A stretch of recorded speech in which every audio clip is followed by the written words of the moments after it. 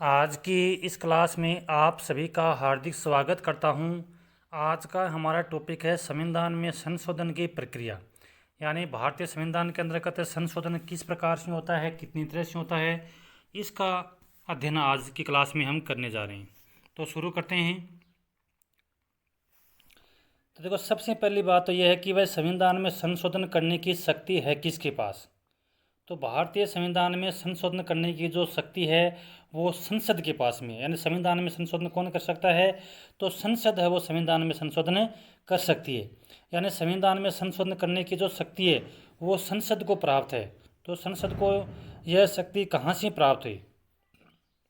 तो संविधान का जो अनुच्छेद 368 है उसके तहत संविधान में संशोधन करने की जो शक्ति है वो संसद को दी गई है। यानी संविधान का अनुच्छेद 368 ये प्रावधान करता है कि भाई संविधान में संशोधन करने की जो शक्ति है वो संसद के पास में है। यानी संसद है वो संविधान में संशोधन कर सकती है। तो अब महत्वपूर्ण बात यह है कि संविधान में संशोधन करने की जो शक्ति है वो संसद के पास में है, और संसद को यह जो शक्ति दी गई है यह शक्ति संसद को मिली है संविधान के अनुच्छेद 368 के द्वारा। तो संविधान का जो अनुच्छेद 368 है ये बहुत ही महत्वपूर्ण है, क्योंकि संविधान का अनुच्छेद 368 है वो संविधान में संशोधन करने की जो शक्ति है वो संसद को प्रदान करता है।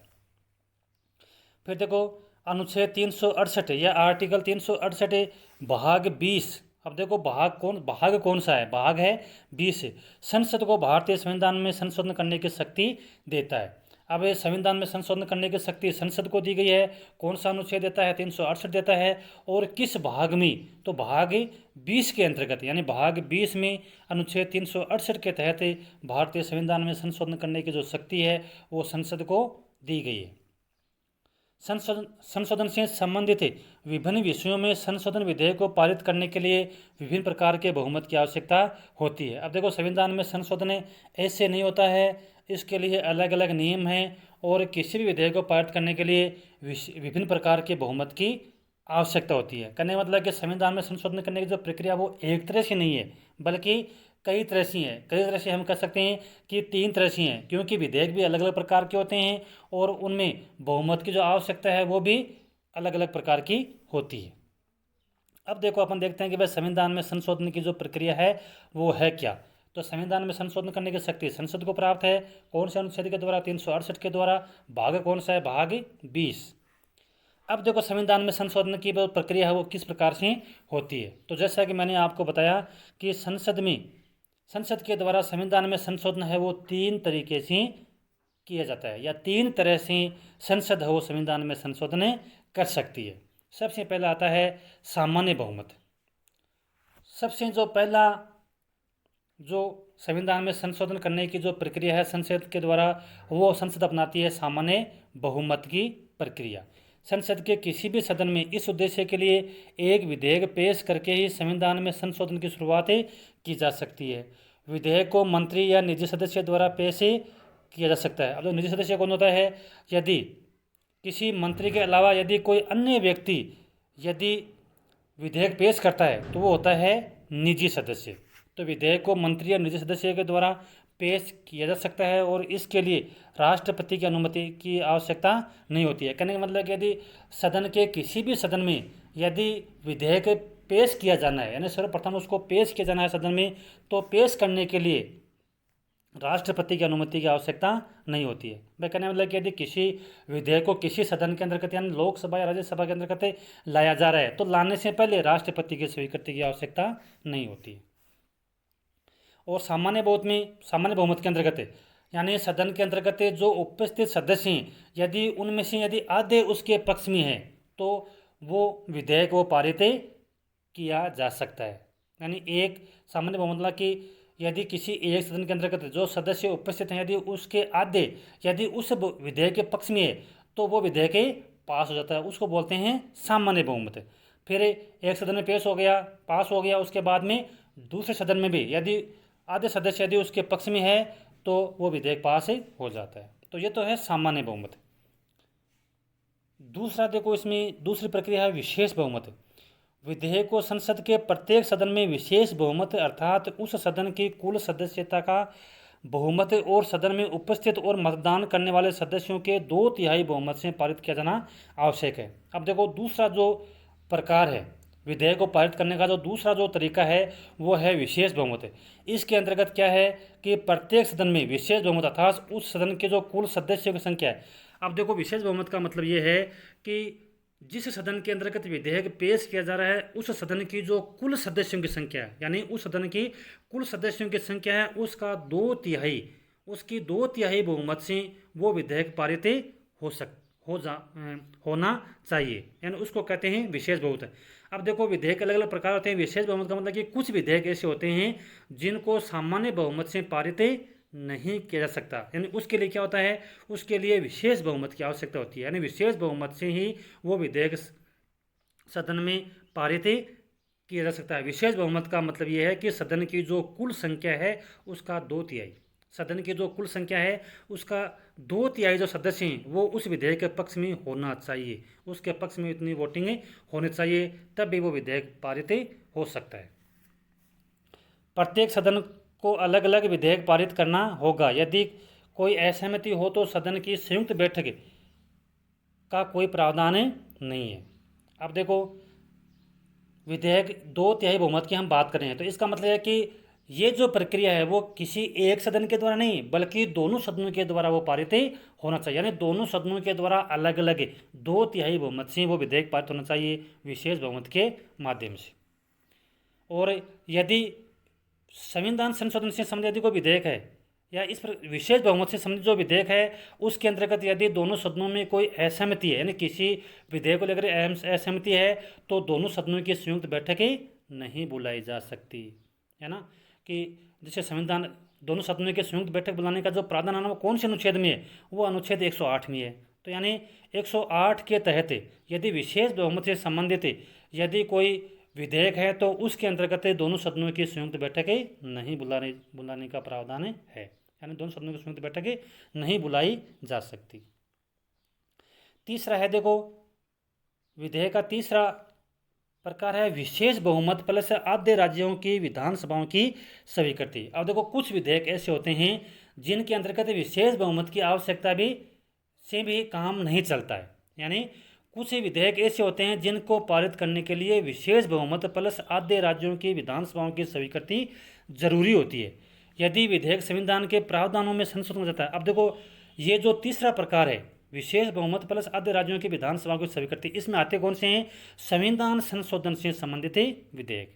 संविधान संशोधन से संबंधित जो विधेयक हैं वो आते हैं तीसरे प्रकार में, यानी विशेष बहुमत प्लस आधे राज्यों की स्वीकृति। कहने का मतलब है कि यदि संविधान में संशोधन करना है तो विशेष बहुमत यानी 2/3 बहुमत की स्वीकृति पृथक पृथक दोनों सदनों के द्वारा वो तो चाहिए प्लस आधे राज्यों की विधानसभाओं की स्वीकृति भी चाहिए, तभी वो विधेयक पारित हो सकता है, अन्यथा नहीं हो सकता। तो आपके समझ में आ गया होगा कि संविधान में संशोधन की जो प्रक्रिया है वो 3 तरह से होती है। पहली है विशेष बहुमत के द्वारा, पहली है सामान्य बहुमत के द्वारा, दूसरी है विशेष बहुमत के द्वारा और तीसरी है विशेष बहुमत प्लस आधे राज्यों की विधानसभाओं की स्वीकृति के द्वारा। इस प्रकार हम कह सकते हैं कि भाई इन 3 तरीकों से संविधान में संशोधन होता है। अब देखो फिर आगे मान लीजिए कि ऐसा विधेयक है वो संसद के दोनों सदनों द्वारा पृथक पारित हो गया, उसके बाद में क्या होता है, उसके बाद में वो विधेयक तब तक कानून नहीं बन सकता जब तक कि उसको राष्ट्रपति की स्वीकृति नहीं हो मिलती है, यानी जब तक उस विधेयक के ऊपर राष्ट्रपति के हस्ताक्षर नहीं होते हैं तब तक वो विधेयक कानून नहीं बन सकता। तो राष्ट्रपति की स्वीकृति यानी दोनों सदनों द्वारा विधेयक पारित होने के बाद इसे राष्ट्रपति को उनकी सहमति के लिए प्रस्तुत किया जाना चाहिए। राष्ट्रपति को विधेयक पर अपनी सहमति देना बाध्यकारी है। राष्ट्रपति न तो विधेयक को अपनी सहमति के लिए रोक सकता है और नए विधेयक को मंत्रिपरिषद के पास पुनर्विचार के लिए वापस कर सकता है। कहने का मतलब है कि दोनों सदनों के द्वारा यदि पृथक यदि कोई विधेयक पारित होने के पश्चात राष्ट्रपति के पास में जाता है तो राष्ट्रपति को उसके ऊपर हस्ताक्षर करने ही होते हैं। राष्ट्रपति को वो उसको उस विधेयक को पारित करना ही पड़ता है, मतलब दोबारा से उसको वो मंत्रिपरिषद के पास में पुनर्विचार के लिए नहीं भेज सकता है।